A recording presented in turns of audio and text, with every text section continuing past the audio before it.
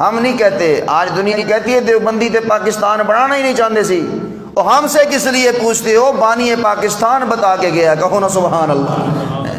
قائد اعظم محمد علی جناح جب میدان میں اترے اس تحریک آزادی میں، تو کسی نے پوچھا محمد علی تیرے ساتھ مولوی تو ہے کوئی نہیں، تیرے ساتھ مولوی تو ہے نہیں، وہ تو ایک سائڈ تے کھڑے نے، تو کیسے آئے گا میدان میں؟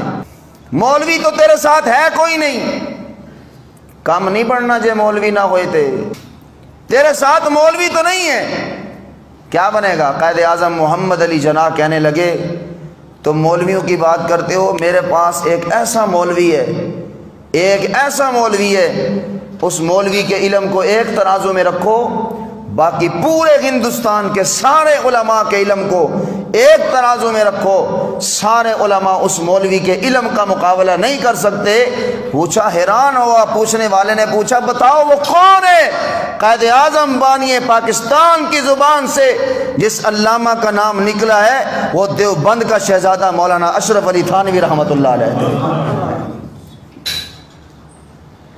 بنیاد سے علماء دیوبند اس تحریک میں شامل، اشرف علی تھانوی رحمۃ اللہ علیہ ساتھ ہیں، اور جب بانی پاکستان قائد اعظم پڑھ کے واپس آئے، جس نے جناح کیپ پہنائی وہ دیوبند کا فرزند تھا، جس نے شیروانی قائد اعظم محمد علی جناح کو پہنائی وہ دیوبند کا فرزند اشرف علی تھانوی تھا، اور پاکستان بننے کے بعد جس نے پاکستان کا سب سے پہلے پرچم لہرایا، اگر علماء دیوبند اس ملک پاکستان کے مخالف ہوتے، سب سے بڑا اعزاز اپنے ملک کے پرچم کو لہرانے کا اعزاز ہوتا ہے، اور اسے پرچم لہرانے کا اعزاز دیا جاتا ہے جو سب سے بڑا محب ہوتا ہے وطن کا۔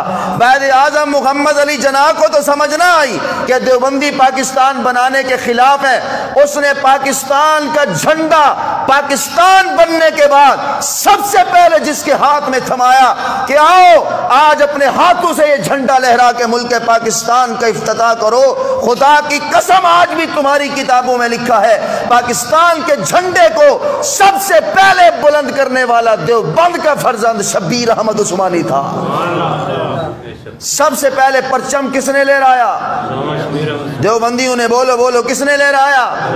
محمد علی جناح کو جناح کیپ پہنانے والا کون؟ دیوبندی تھا۔ جناح کیپ کے بعد شیروانی پہنانے والا دیوبندی تھا، اور بنگلہ دیش کی دھرتی پر اردو بنگلہ دیش ساڑھے نال سی، بولو ہاں جی، سب سے پہلے بنگلہ دیش میں بھی جس نے جھنڈا لہرایا وہ ظفر احمد عثمانی دیوبندیوں کا فرزند تھا، کہو نا سبحان اللہ۔ ہم سے کیا پوچھتے ہیں؟ آپ بانی پاکستان سے پوچھتے ہیں، جس نے پاکستان کو بنایا، قائد اعظم محمد علی جناح سے پوچھتے ہیں۔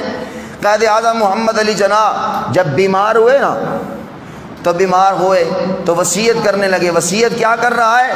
کتھوں کتھوں کڈو گے دیوبندیاں نو، آخو سبحان اللہ، اوے اونچی بولو سبحان اللہ۔ جب بیمار ہوئے نا قائد اعظم محمد علی جناح، اللہ اکبر، تو کہنے لگے میری بات سنو، جب میں فوت ہو جاؤں تسی کی سمجھتے ہو جدو قائد اعظم محمد علی جناح نے پاکستان بنایا ادو اہل حدیث نہیں سی، بولو ادو ساڑھے مسلک بریلی والے کوئی نہیں سی، اس وقت اہل تشیع نہیں تھے، سارے موجود تھے، لیکن بانی پاکستان، میں یہ نہیں کہہ رہا کہ ان کا کردار نہیں، ہر کسی کا اپنا اپنا کردار ہے، اسی ڈگوسلے نہیں مارتے، جس کا کردار ہے ہم اس کے کردار کو علی الاعلان کہتے ہیں۔ بہرحال جب بیمار ہوئے بانی پاکستان نے کہا بات سنو، اگر میں فوت ہو جاؤں تو پتہ ہے میرا جنازہ کون پڑھائے؟ اور مرتے ہوئے بھی بانی پاکستان بتا کے جا رہا ہے، کیا کہہ کے جا رہا ہے؟ کتھوں کتھوں کڈو گے، کتھوں کتھوں کڈو گے؟ بانی پاکستان کہہ رہے ہیں اگر میں فوت ہو جاؤں پاکستان کی دھرتی پر اگر کوئی متقی پرہیزگار عالم دین میں نے دیکھا ہے تو وہ ایک ہی دیوبند کا فرزند شبیر احمد عثمانی ہے، کہو سبحان اللہ۔ بانی پاکستان نے وصیت آج بھی لکھی ہوئی ہے، اٹھا کے دیکھ لو، ہمیں صفائیاں دینے کی، میٹھا میٹھا ہاپ ہاپتے کوڑا کوڑا تھو تھو، ادھر بھی بتا نا کہ بانی پاکستان کا جنازہ پڑھانے والا دیوبندی تھا، کہو نا سبحان اللہ۔ علامہ شبیر احمد عثمانی نے جنازہ پڑھایا، 1948 میں قائد اعظم محمد علی جناح وفات پائے اور 1949 میں علامہ شبیر احمد عثمانی نے انتقال کیا۔